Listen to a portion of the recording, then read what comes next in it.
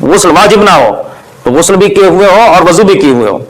जब तक वजू और गुस्ल नहीं होगा नमाज ही नहीं होगी, ठीक है। जब तक गुस्ल और वजू नहीं होगा नमाज ही नहीं होगी। तो ये पाकी का है। और चूंकि पाकी के बारे में अल्लाह ने भी फरमाया है कि अत्तहारतु निस्फुल ईमान, पाक रहना आधा ईमान है।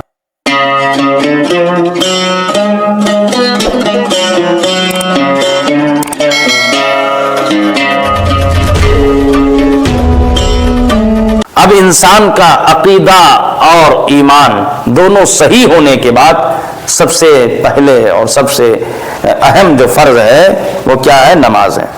सबसे बड़ा फर्ज क्या है? अच्छा, नमाज है। ईमान और अकीदा सही करने के बाद, बालिग होने के बाद सबसे पहला काम नमाज है, ठीक है। सारे फर्जों से बड़ा फर्ज नमाज है, ठीक है। अब नमाज पढ़ेंगे तो नमाज पढ़ने के लिए बहुत सारे कवानीन हैं, बहुत सारे रूल्स हैं, बहुत सारे ज़वाबित हैं।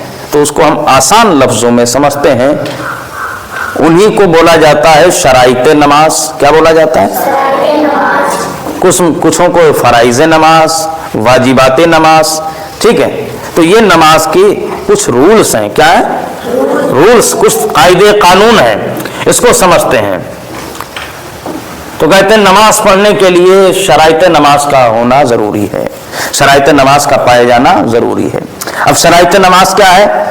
यानी नमाज पढ़ने से पहले पहले जो चीजें जरूरी हैं वो शर्त कहलाती हैं। क्या कहलाती हैं? और जो नमाज के अंदर है वो फर्ज कहलाती हैं।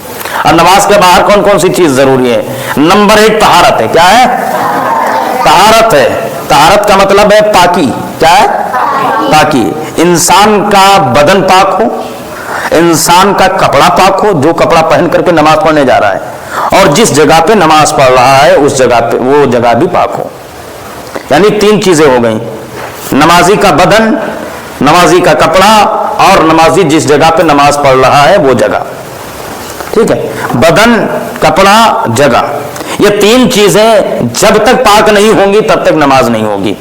अगर कपड़े पे शराब लगी है नमाज नहीं होगी, जिस्म पे शराब लगी है नमाज नहीं होगी, गोबर लगा है, लीद लगी है, मुर्गी की बीट लगी है, शराब के कतरे लगे हैं, या खून लगा हुआ है, पेशाब लगा है, पाखाना लगा है, ये जो चीजें मैंने बताई, ये अगर तीनों चीजों पे, यानी अगर बदन पे लगा है, बदन पे लगी हैं सारी चीजें फिर भी नमाज नहीं, जिस्म और कपड़े पे लगी है फिर भी नमाज नहीं, जगह पे लगी है फिर भी नमाज नहीं, ठीक है।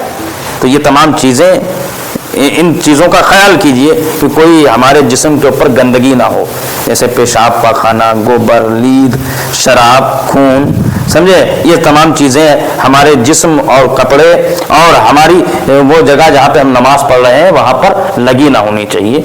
तो ये पाकी ये है, ठीक है, समझ गए। और पाकी से मुराद इसमें 2 चीजें और शामिल होती हैं। एक क्या है? एक को बोलते हैं हद से अकबर और हद से अकबर, हद से असगर और हद से अकबर। हद से अकबर क्या है कि अब इंसान ने अपना जो है कपड़ा तो पाक कर लिया, जगह भी पाक है, जिस्म पाक करना है, समझे।